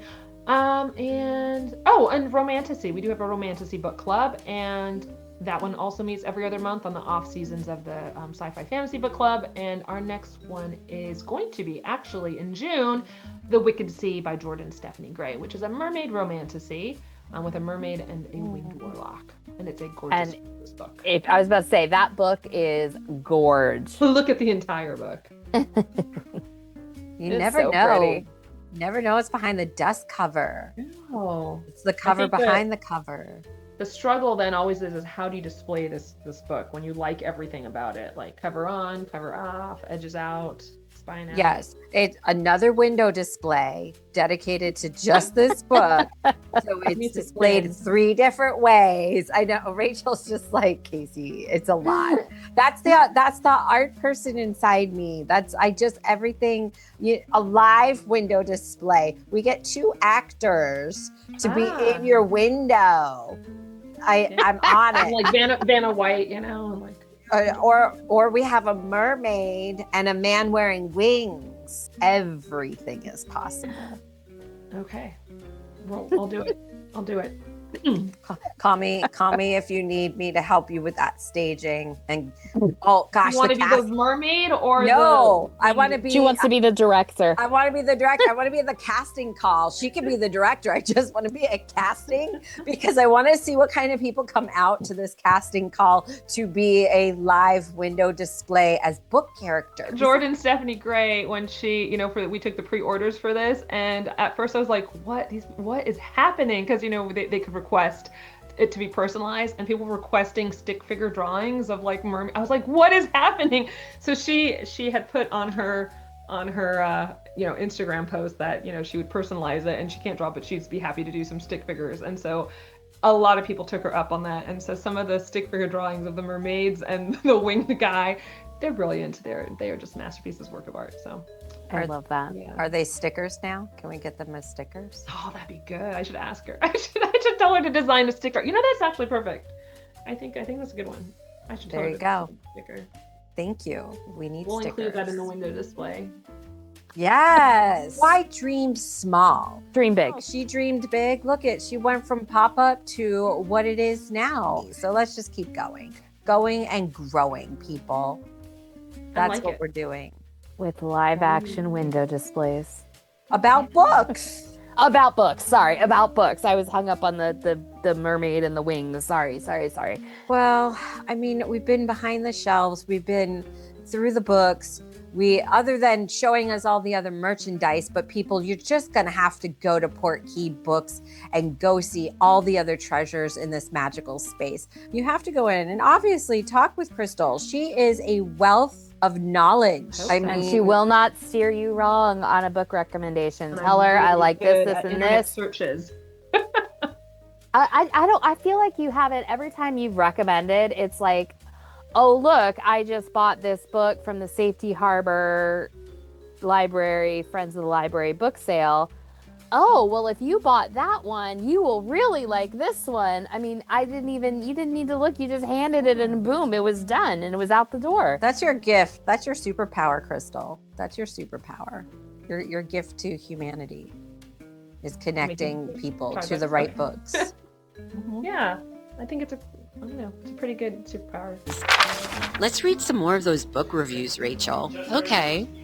So then, of course, we come to Sarah J. Maas. Oh, my stars. Now, the spice is going to be higher. Yes. So Jen wrote about A Court of Mist and Fury. Wait. This is the second book. OMG. Let me just say, who are we talking to? We're talking to Jen. Jen, when you get to book 3, audiobook, the full production, and then tell me about the spice. Well, and you let me know what you think of book 5. Can't wait. Because When she says this is the spiciest out of all of them, you haven't gotten to book 5 yet, my friend. All right. Ooh, buddy. Sorry, Jen. We'll get back to your review now. All right, so this is the second book, The Court of Mist and Fury. I remember this one. I liked this one a lot better than the first book, and I read it faster than the first book, even though it was longer. The favorite character is Rysand because, who doesn't love rice? The favorite part is the cabin. If you know, you know. And I'm gonna leave it at that. It says 4 spice. 4 spice in a cabin. Yeah, 4 spice and all the spice in the cabin. And Jen said this was her favorite book in the series. Lots of spice and action. Definitely the best in the series So far. Yeah, I think probably the third book. How many have you already read? I've read all of them. How many are there? There's 5. Total, and then it ends? No. The next one's coming out, 6 right? and 7 are coming The double. out. It's the double release. 6 is coming out in October. 7 is coming out in January. Ah! Because my plan for the summer is to reread them. Wow. So that I'm ready for October. Wow. And the midnight release. Is that the ball? That's the ball. Guys, that's the ball. Go to the website, call the owner, call Crystal, find out how you can get to the ball where it's the masquerade, right? The masquerade. Sorry. Masquerade, which is genius. Because it's Sarah J. Maas. So, guys, we want to see you there. We're going to be there. Yeah, we are. We're going to be there. We might be roaming live, guys. It's awesome. All right, so we've already talked about this a little bit. Okay. Because we talked about that you spaced this, but this is another ACOTAR book. This is The Court of Frost and Starlight. I like to call this the Christmas book. It's winter solstice, but it's the Christmas book. It is romantasy. She gave it 4 and 3 stars, which is about where I would put it. It's probably my least favorite because I wouldn't say it's a throwaway, but I don't know if I necessarily needed it. But she threw a couple things in there that you need, and I pretty much agree with pretty much everything she says here. Her favorite character is Morgan, which I love Morgan. The favorite part is winter solstice. That is a great party. And I'm totally on board with what Kira says here. It wasn't as thrilling or exciting. Yeah, there's no big battles or anything like that. One of this wasn't as thrilling or exciting as the other books in the series, but gave a little backstories for some of the characters, especially some of the characters that we are they're there and they're important, but we don't know a whole lot about their backstories. I think we did get that in this book. Okay. Well, try the physical read. I'll bring you the physical book. Now, speaking of physical versus audio versus Kindle, Yeah. I'm looking here, and I didn't even look at that. and I've sorted them out, and I am very surprised, Rachel, but pleasantly. 1, 2, 3, 4, 5, 6, 7, 8, 9 were physical books.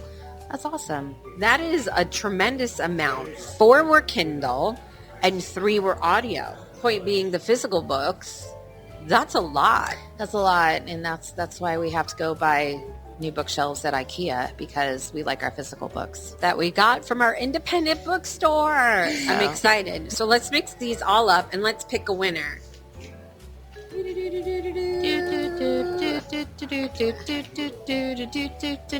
I don't. I like that the raffle shuffle song is completely different from the quotes. It's totally different. They're totally different genres. Come on.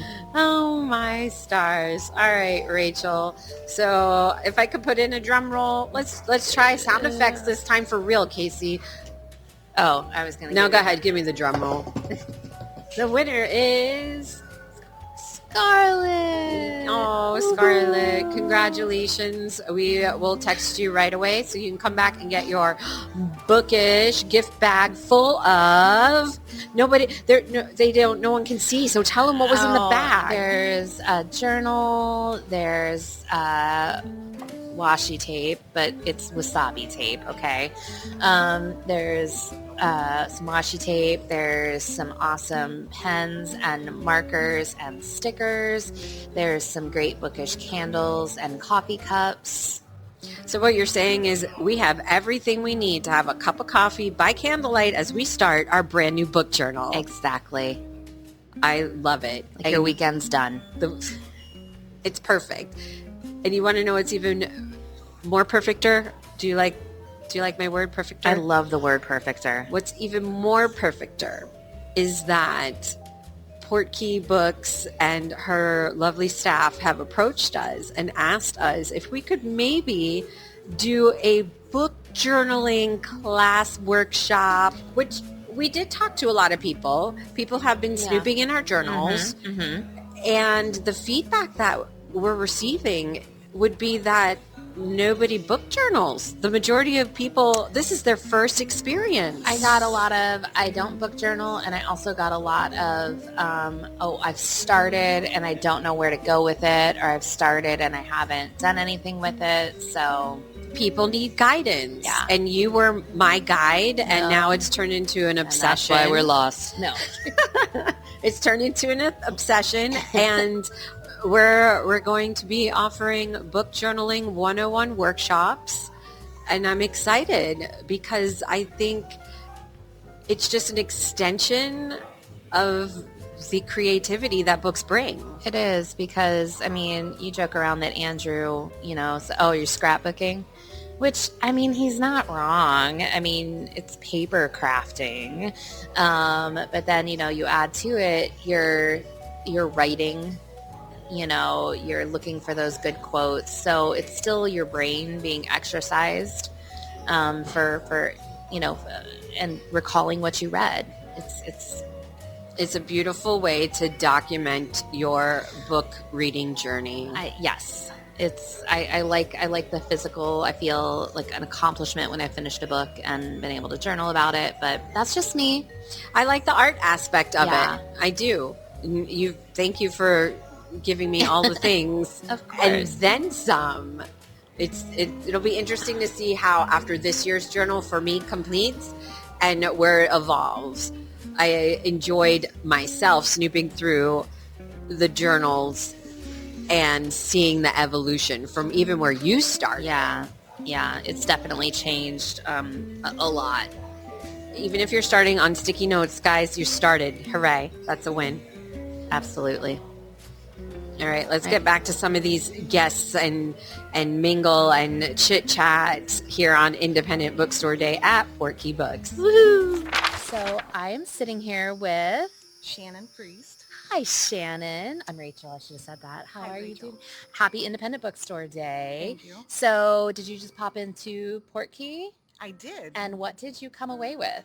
I came away with something called Fugitive Son, which is actually a book that was written by the owner's husband. Yes. That is a local author. Yes. Why did you decide that that was the one you wanted to pick up? I love autobiographies. Mm-hmm. And as soon as I found out there was a connection to Jennifer personally, then I wanted to, one, support, and two, I love stories like this. And she kind of loosely suggested it, but didn't lead me there. And that's just kind of how I ended up with it. I love it. There's a lot Yeah. in there, but it's a good, It's amazing how much of somebody's story can be captured in so few pages. right. So articulately and succinctly, and like I don't feel like the story is able to be captured, so I'm excited to read it, understand it, and really see where he came from and where he is now. Yeah, I don't know. It always gives me a deeper appreciation of like just anybody's story. Mm-hmm. How like you just assume everybody is your story, and it's amazing when you hear. I mean, it's a great wait story. to read it. So my understanding is you also got something else when you were in Portkey. What did you get today? So funny story. We were talking about how I don't like to shop on Amazon. I rarely do it. Preach. And I picked up a book that basically was saying like, here's how to circumvent Amazon. Yes. And behind that book, I found a golden ticket. She found the So- golden ticket. And what does the golden ticket entitle you to? I get free audiobooks for 1 year from Libro.fm.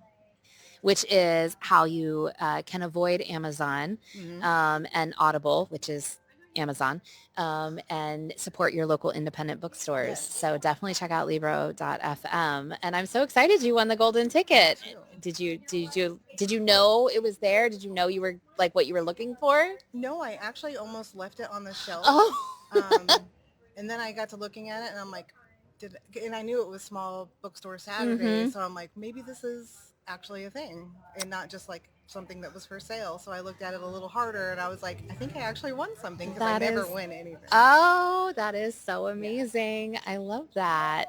So let me ask about your reading in general. Do you have a specific genre that you enjoy? It's usually autobiography. I love anything written by like a musician that I'm passionate about, Oh, fun. or even somebody wrote about a musician. So I read a lot of.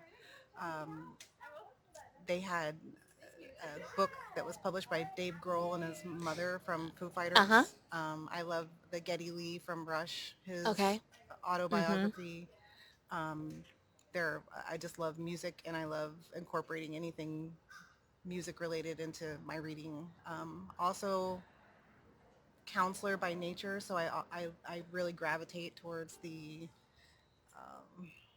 psychology and understanding like troubled childhoods and trauma, and so that's always very interesting to see how people have overcome such adversity in their day-to-day life. Is there one autobiography or biography that has been a standout for you? I think the first one I ever read was part of course curriculum, and it was A Child Called It. Yes. And I think I read that in college. I think, yeah. yeah. And that kind of set my path down, like truly being able to feel empathy for people that have gone through so much, and just an appreciation for anybody who's able to overcome those type of situations. So maybe not so popular of a question. Have you ever read a biography where you went in like, okay, I like this person, and you walked away with, wow, that person is just not cool? I probably put the book away before Okay. that point. Like, or if, I don't know, I haven't really tried to read anything about an individual that I don't resonate with somehow. So I don't know that I've had that experience. Okay. All right. So pick your favorite book in your head. Get it in your head right now. And give me a 30-second pitch for why our listeners should read this book. Take your time. I like to stump people. You did. I was not anticipating that one. My favorite book, it would have to be a poetry collection of Robert Frost's poems. Okay. There is a poem for every feeling that you could possibly feel. Everybody interprets the poems just a little bit differently. There's one that speaks about grief, and it's beautifully stated. The name eludes me right now. It's okay. But I actually just found a quote from the book at a little local pop-up shop. Oh, fun. And the quote from the poem, is encased in like a blown glass tube, and it has a dragonfly, which is a symbol for like rebirth. Right. And so those kind of things just kind of connected for me. So yeah, I would say the collection of poems from Robert Frost would be my favorite book. I mean, as an English teacher, I've taught quite a few Okay. Robert Frost poems, so I can appreciate that. So I'm going to ask you a slightly off-the-wall question. Uh-oh. And we're going to do this about your book of poems from Robert Frost.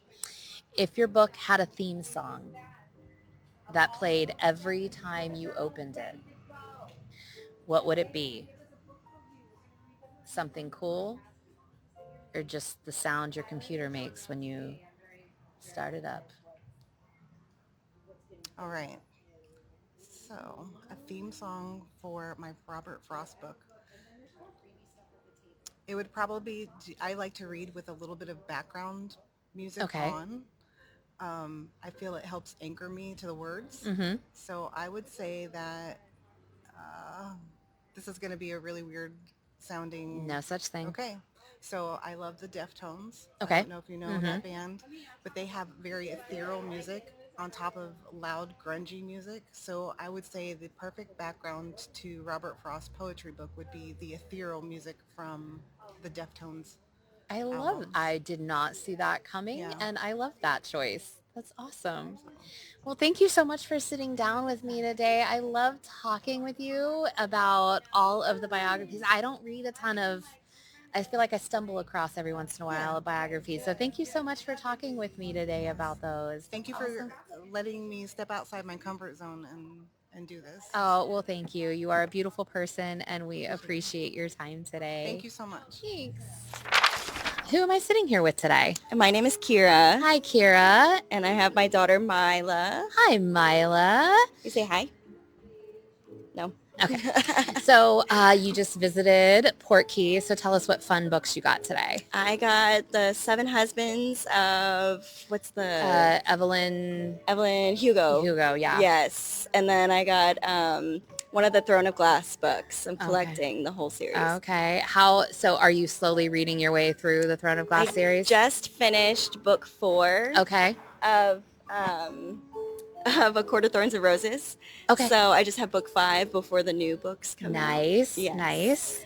I don't know if this is a popular question or not. So you've read ACOTAR and Throne of Glass. You're reading through both of them. I haven't read Throne of Glass. So I'm just collecting just to have the books whenever the time comes. Okay. You know what I mean? So I'll be interested. You'll have to maybe pop back in and let us know how you feel about which series you like better. So how are you feeling about ACOTAR? I feel I just finished the winter. What was it? A court of the Christmas one. Yes, the short one. She's fine. She's totally fine. She's not gonna hurt it. Yeah, I just finished that one. That one was really cute.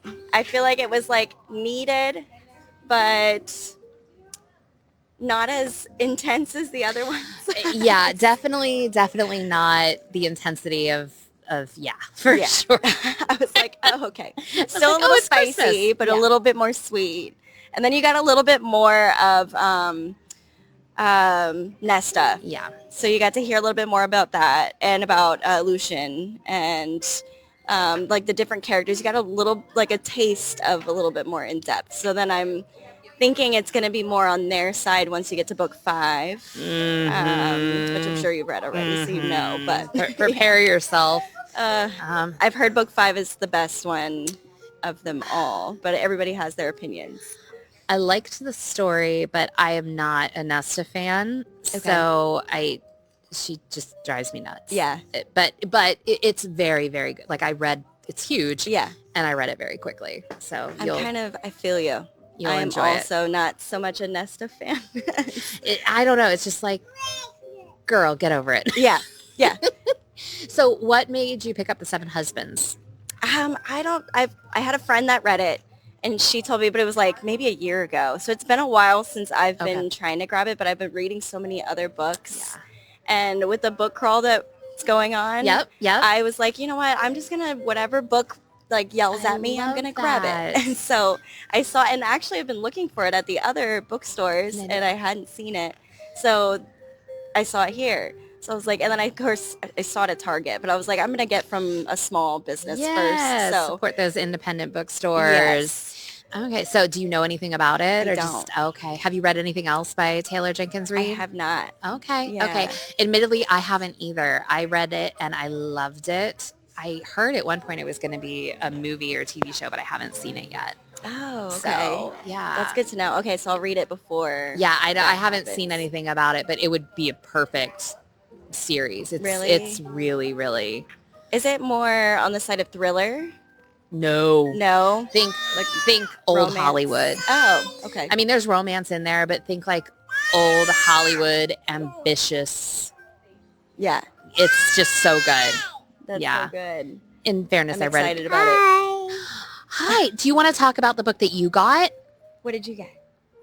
Glinda. You got I Am Glinda. Is it I love a good little golden book. Why did you decide you wanted a book about Glinda? We're a big fan of Glinda, right. We love the Wicked books and Wicked series. Yeah. Yeah. Well, the Wicked books are actually very different than the movie. Okay, not so much the books. We love the movies. She's seen the movies. Yeah, I'm not the biggest fan of the books, but yes, I the Broadway play and the movies are fantastic. What is your favorite Glinda outfit? Ooh. Which one is your favorite? The one when she goes to the ball. Oh, that's a good one. That's a good one. She went to the Oz Dust, right? Yeah. That's a pretty one. I think I like the one when she's in the bubble. Ooh. I think I like that one. But okay, do you think maybe are you gonna maybe This one? that's the one I like.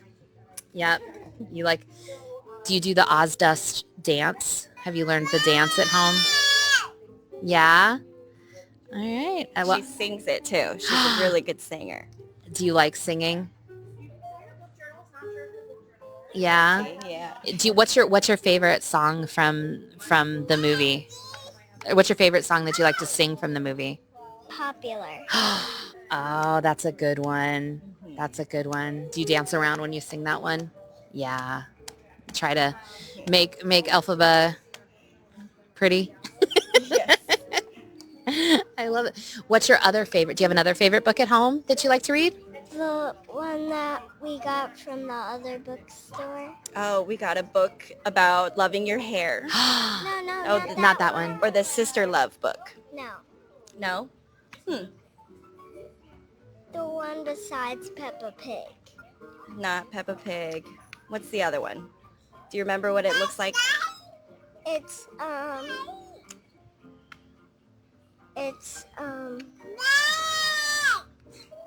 it's the genies and Oh, it's a Nickelodeon, the mermaid one with the genies. Yeah, the sparkly one. She likes the Sparkles are important. Yes. the one with the cover had sparkles on it. Yeah, I remember that one. Yes. Sparkles. And it doesn't have a mermaid in it. They're genies. Yeah. I love that.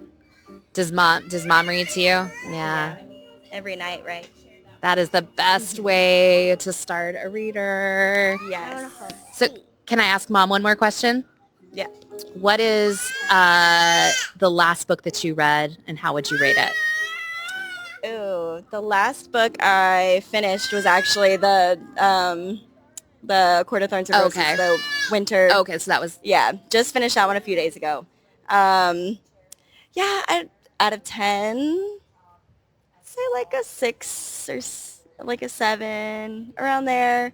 Like it was, Yeah, it I was almost cute. felt like it was a throwaway. Yeah. Like maybe like I got to put something out before the next big one. Right. So, okay. They had to keep people into it. But yeah. And now we are finally getting books 6 and 7. Yes. So that'll be exciting. So exciting. And I know they said that they're having a party. She's having a ball. Yes. It's a midnight release. Yes, they're so fun. You dress up, you come, you dance, you get your book, and it's just a celebration of all things ACOTAR, and it's so much fun. Highly, highly recommend. 10 out of 10. It's a good time. I have a few friends. We're in a group chat. Yes. And we talk about the book series, but we will all be there. Dust off the prom dresses, come on out, and have the most amazing time. Yes. Yes, 100%. We'll be there. All Are you right. guys going to go? We are. We will be there. Yay. The podcast will be there. Yay. Well, thank you so much for stopping thank and you. talking. Thank you so much for talking about all your books. I appreciate that so much. Thank you. Thank you. You're welcome. Go have an absolutely amazing rest of your day and find some more good books. Let's do it. Ready? Bye. Bye. That's a wrap. Time to close the book on today's episode. I'm Rachel. And I'm Casey. If you had fun, hit the like, follow, and subscribe. Make sure you click on the bell icon. You can also email us at spilledinkancofeeshow@gmail.com. Send us your questions, tell us what you're reading, or share what we should dive into. Until next time, keep your coffee hot and your pages turning. Bye. Guys.